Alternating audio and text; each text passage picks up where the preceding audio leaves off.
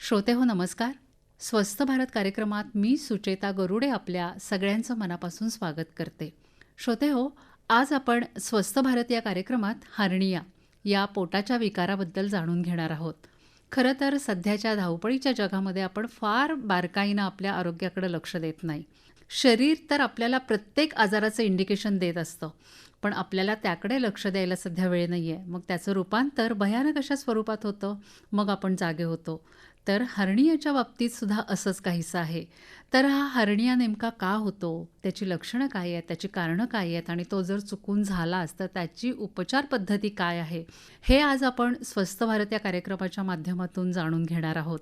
Hernia या पोटाच्या विकाराबद्दल आज आपल्याला माहिती देण्यासाठी general surgeon doctor Preeti Jaykar ह्या आलेल्या आहेत. डॉक्टर प्रीती जयकर ह्या गेली 25 वर्ष या क्षेत्रात कार्यरत आहेत. तर आज आपण त्यांच्याकडून हर्निया या विकाराची माहिती करून घेऊया. डॉक्टर प्रीती जयकर, आपलं स्वस्थ भारत कार्यक्रमात मी मनापासून स्वागत करते. नमस्कार. धन्यवाद सुचेता आणि सर्व श्रोतांना माझा नमस्कार. डॉक्टर, हर्निया म्हणजे नेमकं काय विकार आहे? हर्निया म्हणजे सगळ्या सोप्या भाषेत आपण सांगितलं तर आपल्या पोटाच्या भिंतीत जेव्हा काही कमकुवतपणा येतो किंवा वीकनेस येतो, तेव्हा आतलं काहीतरी, जसं आतडं आहे ते बाहेर फुगल्यासारखं दिसतो. अच्छा. ह्या विकाराला आपण नाव दिलेलं आहे हर्निया. अच्छा. आणि आपल्या देशात 15 ते 20% लोकांमध्ये त्यांच्या आयुष्यात कधीतरी हे प्रॉब्लेम आढळतं. डॉक्टर, या हर्नियाचे मग काही प्रकार आहेत का? जेव्हा रुग्ण जे आमच्याकडे येतात ते सिम्पटम घेऊन येतात की काहीतरी फुगल्यासारखं पोटात दिसतंय म्हणून. कुठल्या भागामध्ये नेमकं? तर पोटाच्या भिंतीमध्ये सर्वसाधारण पुरुषांमध्ये जांघेच्या वरच्या भागला त्यांना ते गाठ दिसतात. त्याला इंग्लिशमध्ये आम्ही इंग्वायनल हर्निया असं नाव दिलेलं आहे. अच्छा. आणि जेंट्स आणि लेडीज दोघांमध्ये नाभीच्या भोवतीत हे गाठ दिसतात. त्याला अंबलिकल किंवा पॅराअंबलिकल असे नाव दिलेले आहेत. अच्छा. तर हर्नियाचं जसं तुम्हाला सांगितलं, काहीतरी वीकनेस आहे किंवा काहीतरी भोग पडतो आणि आतला काहीतरी गोष्टी बाहेर आपल्याला चामडीच्या खाली ते हातात लागतो फुगल्यासारखं किंवा गाठसारखं. तर जिथे जिथे कॉमनली हे दिसतात किंवा सर्वसाधारण दिसतात ते एक तर जांघेच्या भागी जेंट्समध्ये आणि जेंट्स आणि लेडीज दोघांमध्ये नाभीच्या भोवतीत, आणि ज्या लोकांमध्ये पोटाचं काहीतरी ऑपरेशन झालेलं आहे त्या ऑपरेशनच्या ठिकाण पण कधी हे कमकुवतपणा येतो आणि त्याला आम्ही इन्सिजनल किंवा वेंट्रल हर्निया असं त्याला म्हणतात आम्ही. अच्छा. मग ते ऑपरेशन कुठल्याही प्रकारचं झालं तरी त्या ठिकाणी होतं का? हो, कुठल्याही प्रकारचा पोटाचं ऑपरेशन झाला तर त्या जागी जिथे ऑपरेशन झालेलं आहे, जिथे टाके पोटाला दिसतात, बरोबर, तर त्या जागी ते वीकनेस आलं तर त्याला एक नाव आहे ज्याला आम्ही इन्सिजनल हर्निया असं म्हणतात. अच्छा. पण डॉक्टर, तुम्ही वीकनेस सांगताय, तर वीकनेस हा तर पूर्ण आपल्या शरीरासाठी असतो, तर फक्त तीच जागा का ती गाठ पकडते, काय नेमकं आहे?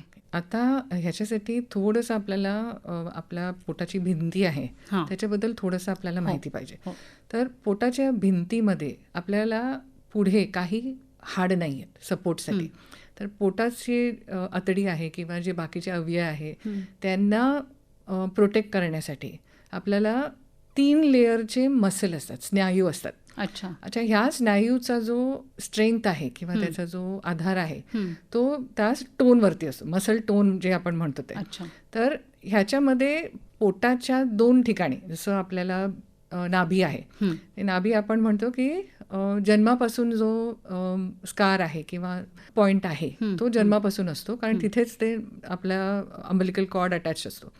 तर तो एरिया सर्वात वीक पॉइंट आहे. अच्छा. तर स्ट्रेच किंवा वीकनेस किंवा जसं आपल्याला वजन आपला वाढतो किंवा आपण एक्सरसाइज करत नाही त्या लोकांमध्ये तो एरिया स्ट्रेच होतो, आणि हे स्ट्रेच झाल्यामुळे तो एरिया वीकनेस होऊन हळूहळू त्याला गॅप पडतो, भोग पडतो आणि आतली जी आतडं आहे किंवा आतड्याचा वरचा एक कव्हर आहे तो बाहेर येतो.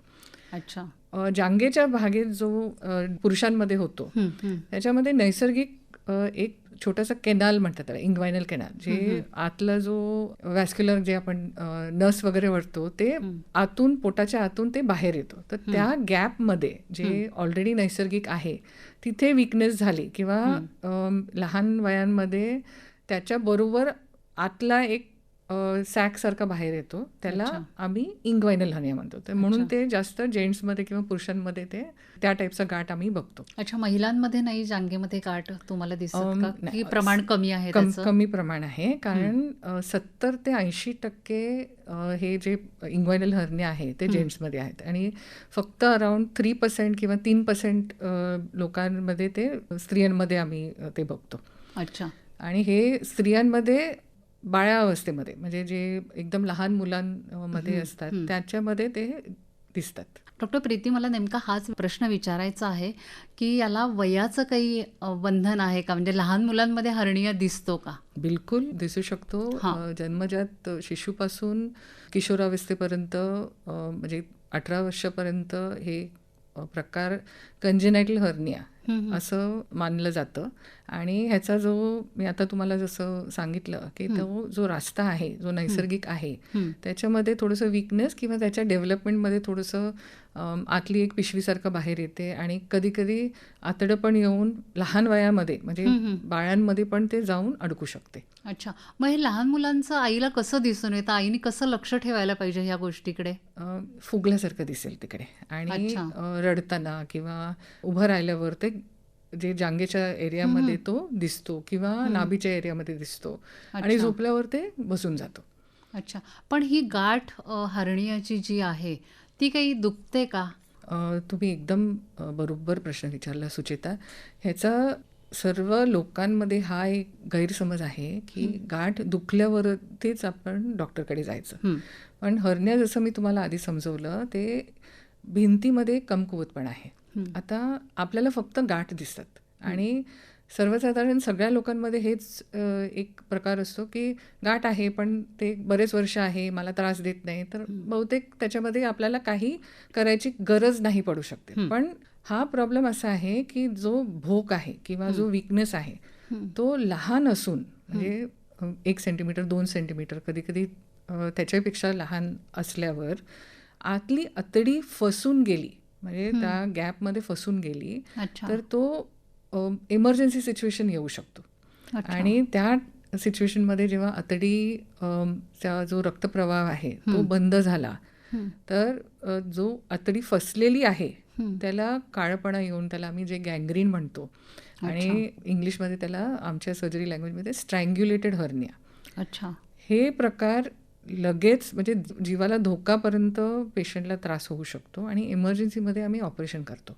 तर कुठेही असं गाठ आलं लक्षात, आणि आमच्याकडे जे येतात ते बरेच वर्ष, म्हणजे नाभीच्या बाजूला जे गाठ आहे ते बरेच वर्ष घेऊन येतात, कारण एक तर त्यांना लक्षात येत नाही. बरेच वर्ष आधी जो नाभीचा आकार आहे तो हळूहळू पुढे येतो, मग त्याचा जो फ्लॅट होऊन जातो, मग त्याला फुगा येतो, पण तरीही दुखत नाही. तर ह्या स्टेजमध्ये त्यांना वाटतो की बाबा मला काहीतरी दिसतंय हातात आंघोळ करताना किंवा हात लागताना, पण तरीही त्यांना लक्षात येत नाही की हे हर्निया असायची भीती आहे म्हणून. तर जे आम्हाला कॉम्प्लिकेशन्स आढळतात ते आपल्याला अवॉइड करायचे किंवा प्रिव्हेंट करायचं. तर ज्या लोकांमध्ये त्यांना वाटतो की मला कुठेतरी असं गाठ दिसतंय, तर ते चेक केलेलं बरं. अच्छा, मग तुमच्याकडे डॉक्टर मोठ्या वयोगटातली जी मुलं ते काय तक्रारी घेऊन येतात आणि येतात का? हो हो, ते येतात. जसं तुम्हाला सांगितलं, ते जे इंग्वायनल हर्निया आहे किंवा जांघेच्या साईडला हर्निया आहे, तर जे पुरुष आहेत ते येतात की माझ्या जांघेच्याकडे मला गाठसारखं दिसतंय. अच्छा. आणि अर्ली स्टेजमध्ये जेव्हा ते त्यांना कळते, ते झोपताना किंवा असं फ्लॅट होताना तो हर्निया बसतो किंवा गाठ बसतो. हे क्लासिकल सिम्पटम आहेत. अच्छा. ते लक्षण ते तसं आम्हाला सांगतात की झोपताना ते जातो आणि आम्ही जेव्हा उभं राहतो किंवा खोकला करतो तेव्हा ते दिसतं. आणि कधी कधी जड वाटतो की तो जागा असं वाटतं की काहीतरी आहे, ते जड वाटतो.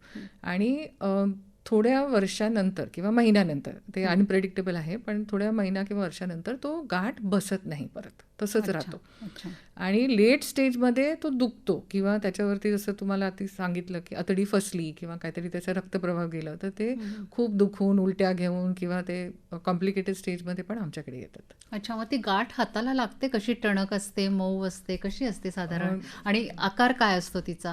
नाही, बेसिकली तिथे त्याच स्पेसिफिक जागी, जसं हं. जांघेच्या वरच्या म्हणजे जे पोट आणि जांघ आहे हं. त्या जंक्शनला तिथे गाठ दिसतात. हं. हाताला लागेल ते मऊ पण लागू शकतो, थोडंसं फर्म लागतो हाताला. अच्छा. हं, हं. कडक ॲक्च्युली लागायला नाही पाहिजे, कारण कडक म्हणजे ते थोडंसं जास्त वेळ तिथे बसल्यासारखं जेव्हा ते टिश्यू असतो तेव्हा ते तसं कडक दिसतो. हं. पण मोस्टली ते मऊ दिसतो आणि हाताला मऊ लागतो आणि आपण झोपल्यावरती आपण जर थोडंसं त्याला हात लावलं तर आपोआप आत जातो. आणि बेंबीजवळची गाठ जी असते ती? बेंबीच्या वळची सिमिलर आहे. म्हणजे आपण पहिलं जेव्हा सुरुवातीला हं. आपण खोकला केला किंवा आपण उभं राहून बेंबीच्या जागेवरती आपण हात लावला तर आपण काहीतरी तिकडे नॉर्मलपेक्षा काहीतरी विचित्र वाटतो, की काहीतरी आहे आतमध्ये, गाठसारखं दिसतंय. हं, हं. आणि तो जागा लहान आहे तर आपल्याला काही एवढं समजत नाही की तो कडक आहे की मऊ आहे. हं. पण युजली थोडंसं मऊ कडक त्यामध्ये थोडंसं फील होतो. अच्छा. आणि ते वाढत गेल्यानंतर तो जागा जो आहे झोपल्यावरती सुद्धा तो जागा फुगल्यासारखं दिसतो. म्हणजे बेंबीच्या जवळचं बेंबीच्या सांगताय. जवळचा, हां. कारण तिकडचे जे भोकं आहेत ते युजली लहान असतात, तर अडकण्याची भीती जास्त असते. अच्छा. तर ते जेव्हा थोडे महिने किंवा वर्ष गेले तर ते तसंच राहतो, फुग्यासारखंच राहतो. आणि अजून आपण त्याच्यावरती दुर्लक्ष केलं तर वरची जी चामडी आहे ते एकदम पातळ होऊन जाते अच्छा. आणि कलर थोडंसं रेडिश होतो किंवा ब्लूइश होऊ शकतो. तर त्याचे ते असे पण पेशंट येतात, खूप दुर्लक्ष करून पूर्ण फुग्गासारखं, म्हणजे लिटरली आपण बघितलं तर फुग्गाच दिसतो तिकडे. अच्छा. मग डॉक्टर असं काही आहे का की याचं पुरुषांमध्ये प्रमाण जास्त आहे हर्नियाचं, महिलांमध्ये कमी आहे, किंवा काय आपण याचं प्रमाण ठरवू शकतो? बेंबीच्याकडचा जो हर्निया आहे ते लेडीजमध्ये किंवा स्त्रियांमध्ये थोडंसं जास्त आहे. हं. आणि ह्याचं कारण मुख्य 2-3 आहेत. एक तर लेडीज जास्त कसरत करत नाही, म्हणजे जे एक्सरसाइज पोटाचा असो ते जास्त करत नाही. सेकंडली आणि मोस्ट इम्पॉर्टंटली गर्भधारण. हं. गर्भधारणमध्ये पूर्ण जो स्नायू आहे तो स्ट्रेच होतो. हं. हं. आणि गर्भ झाल्यावर आपण व्यवस्थित लक्ष नाही दिलं तर तो वीकनेस जो स्ट्रेचमुळे झालेला आहे ते परत परत गर्भधारण झाल्यावर ते अजून राहतो. अच्छा. आणि त्याच्यामुळे सर्वात परत वीकनेसचा जो पॉईंट आहे तो नाभी आहे, तर तिथे आम्ही लेडीजमध्ये थोडंसं जास्त बघतो. अच्छा. सेकंडली जे लठ्ठपणा आहे किंवा ट्रंकल ओबेसिटी, म्हणजे हां. जे पोटावरचा जो चरबी आहे हं. ते परत लेडीजमध्ये किंवा स्त्रियांमध्ये थोडंसं जास्त आहे. अच्छा. पण हा जो लठ्ठपणाचा कारण आहे तो जेंट्समध्ये, पुरुषांमध्ये पण आहे. तर पुरुषांमध्ये पण ओबेसिटी किंवा लठ्ठपणामुळे आम्ही हे बघतो. डॉक्टर, मनामध्ये हाच प्रश्न एक येतो की गर्भवती महिलांचा आत्ता तुम्ही विषय काढलात, तर समजा महिला गर्भवती आहे आणि तिला हर्निया झाला तर अशा वेळी काय करता तुम्ही? होऊ शकतो का? बिलकुल होऊ शकतो. हर्निया आपण गर्भावस्थेच्या आधी आपल्याला कळलं तर आपण हर्नियाचा जो लोकेशन आहे, जसं नाभी आहे, त्या ठिकाणी आपल्याला ते बिफोर प्रेग्नन्सी किंवा गर्भाच्या आधी कळलं आणि तो आपल्याला गॅप लहान वाटला आणि फसण्याची भीती आपल्याला जास्त वाटली तर आपण सजेस्ट करतो किंवा ॲडवाईज करतो की त्याचं ऑपरेशन तुम्ही आधीच करा.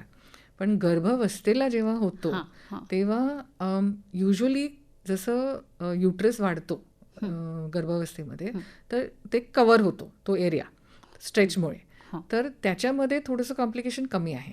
आणि बरेच स्त्रियांमध्ये हा जो बेंबीच्या जागी जे फुगला असतो ते आपोआप पण बसतो. म्हणजे 1 वर्षामध्ये थोडंसं ते वीकनेस आहे तो स्नायू जसं स्ट्रेच होतो ते तसं बसून पण जातो. तर त्या अवस्थेमध्ये आपण नॉर्मली ऑपरेशन करत नाही, कारण बाळाला पण रिस्क आहे. कॉम्प्लिकेशन काय झालं तर मग आपल्याकडे चॉईस नाही आहे. अच्छा. डॉक्टर, आता सध्या व्यायाम म्हणजे फक्त चालणंच असं होत नाही, कारण मॅक्झिमम लोक जिमकडे वळत आहेत. मग जिममध्ये आपण जो व्यायाम करतो, ज्या कसरती करतो, मोठमोठी वजन उचलणं, बऱ्याच काही कसरती तिथे आहेत, तर त्या लोकांनी काही विशेष काळजी घ्यायची आहे का हे होऊ नये म्हणून? आणि असं नाही की कोणाकोणाची ऑपरेशन्स पण त्याच्यामध्ये झालेली असतात, तर काही काळजी घ्यावी लागते का अशा लोकांना? बिलकुल सुचिता. मी आता कमकुवतपणा सांगितला एक कारण. 2-3 अजून मुख्य कारण आहे ज्याच्यामुळे हे वाढू शकतो. आता आपली पोटाची भिंती आहे त्याच्यामध्ये काही स्ट्रेनिंग फॅक्टर आला, म्हणजे ज्या लोकांना वजन उचलतात किंवा चुकीच्या प्रमाणाने वजन उचलतात, अच्छा, हे लोक जिममध्ये, म्हणजे त्यांची कॅटेगरी ह्याच्यामध्ये येते. म्हणजे आपण वजन उचलताना त्याचा जो पोझिशन आहे ते व्यवस्थित नाही घेतलं किंवा नाही केलं तर ह्या हर्नियाचा प्रकार त्यांच्यामध्ये होतो. लठ्ठपणा आपण ऑलरेडी बोललो, आणि कुठल्याही प्रकारचा स्ट्रेनिंग फॅक्टर जसं बद्धकोष्ठता किंवा जे वयस्कर पुरुष आहेत त्यांना लघवी करताना जे जोर देणं किंवा खूप खोकला येणे जे ॲस्थमॅटिकला होतो किंवा ज्यांना लंग कंडिशन आहे आणि जे धूम्रपान करतात ह्या लोकांमध्ये हे प्रकार आतला जो प्रेशर आहे आपला पोटाच्या आतला प्रेशर जो आहे तो स्ट्रेनिंग फॅक्टर म्हणजे अजून वाढतो आणि ह्या लोकांमध्ये हर्निया जास्त दिसतात. जे वजन उचलतात ते प्रॉपर नियमाने उचलायचं आणि त्या वजन जो आहे एकदम आपण 5 किलोपासून 20 किलो न करता जे नियमाने आपण हळूहळू वाढवू शकतो आणि त्याचा एक व्यवस्थित जो जिम ट्रेनर असो किंवा काय असो की ते सांगतात की असं ह्या पद्धतीनेच आपल्याला उचलायचं आहे, तर दे शुड बी ओके.